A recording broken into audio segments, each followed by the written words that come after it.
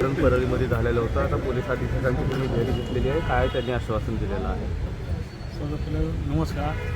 आज आम्ही 31 मे मध्यरात्री जे तौहीद खान यांची हत्या झालेली आहे परळीमध्ये, त्याचा निषेध करण्यासाठी आम्ही सगळे मिळून आज पोलीस अधीक्षक कार्यालयामध्ये आलेलो आहे.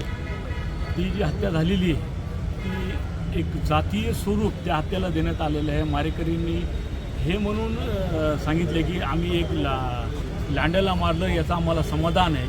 याचा निषेधार्थ पूर्ण बीड जिल्ह्यामध्ये सगळे लोक करत आहे. त्यांनी जे जातीय रंग देऊन ते जे निर्भीड हत्या केली त्याचा निषेधार्थ आम्ही आज इथं आलेलो आहे.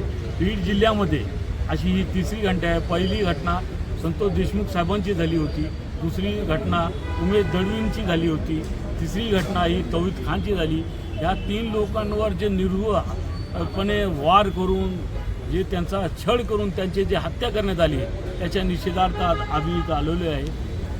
नक्कीच शासनाकडून आम्हाला ही अपेक्षा आहे की त्याला कडक शासन करून त्यांच्या घरावर बुलडोजर चालवून नक्कीच कुठेतरी पुन्हा भविष्यात अशी घटना होणार नाही यासाठी शासन कडक कारवाई करेल या उद्देशाने आम्ही इथं आलेलो आहे. शासनाला ही मागणीसुद्धा आम्ही केलेली आहे आणि आम्हाला शासनाकडून ही अपेक्षा आहे की आमच्या मागण्या पूर्ण करून संबंधित गुन्हेगारांच्या घरावर बुलडोजरच चालवल्या जाईल. जय हिंद, जय महाराष्ट्र. सामाजिक अस्वस्थ करणारा आहे. हिंदू असेल, मुस्लिम असतील, दलित बौद्ध असतील, सामाजिक सलोखा जोपासण्यासाठी तुमचा पुढाकार कसा राहील आणि काय आवाहन कराल इतर समाजाला? एक सामाजिक सलोखा हा बीड जिल्ह्यामध्ये पहिल्यापासून आहेच. 90च्या दशकात कधीतरी जे होतं हिंदू मुस्लिम हे अशा प्रकार घडायचं या जिल्ह्यामध्ये.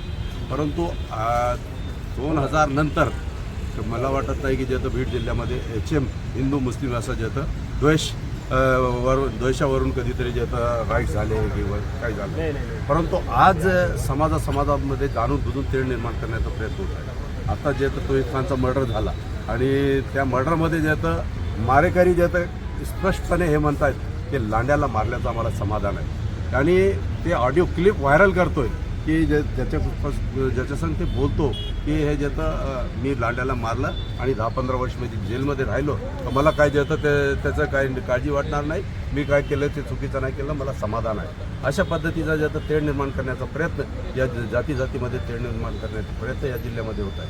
आणि याला जे होतं रोख लावण्याकरता पोलीस प्रशासनाने जे होतं कुठेतरी कठोर पावले उचलली पाहिजे असं जे होतं आमचं मत आहे. आणि ही मागणी आम्ही जे होतं प्रशासनाला केलेली आहे. कारण सोशल मीडियाच्या माध्यमातून हे ऑडिओ क्लिप आली आणि ते व्हायरल होती आणि त्याच्यावर खाली कॉमेंट्स करणारे व्यक्ती त्या असे जे होतं त्याला जे होतं प्रोत्साहन देत आहेत.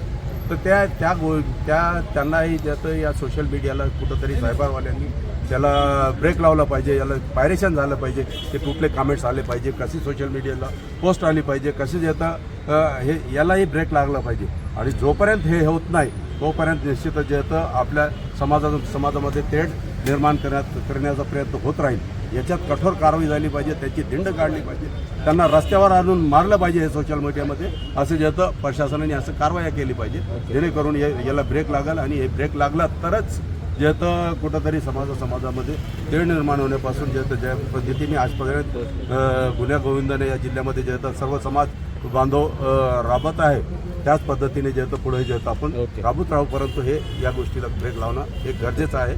आणि तौहीद खानच्या मारेकरीवर जे होतं कठोर कारवाई, त्यांच्या घरावर बुलडोजर चालून जर जे होतं कारवाई झाली यापुढे जे होतं असं पावलं उचलण्याचा प्रयत्न इतरांकडून होणार नाही याची प्रशासनाने याच्यातही लक्ष घालावं आणि या पद्धतीची कारवाई करावी या मागणीकरता आम्ही जे होतं आज तिथं आलो.